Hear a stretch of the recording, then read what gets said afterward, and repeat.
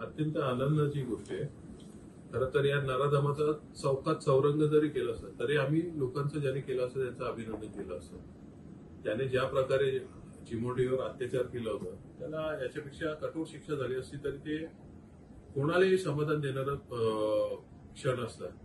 मी विशेषतः ठाणे पोलिसांचं अभिनंदन करेन की त्याला जशास तसं उत्तर देऊन त्याने केलेल्या पापाची शिक्षा दिली आणि विरोधकांनाही विनंती करेन की प्रत्येक गोष्टीवर राजकारण करू नका. तुम्ही सगळ्याच गोष्टींवर राजकारण करायचं नसतं.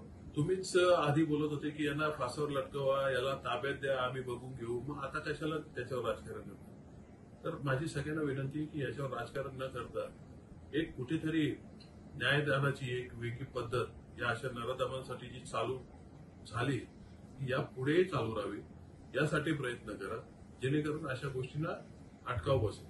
त्यामुळे पोलिसांचे अभिनंदन आणि तमाम जनतेचे अभिनंदन. जी माझ्यासारखी जी लोक आहेत जी हळहळली होती याच्याने त्या सर्वांचं अभिनंदन.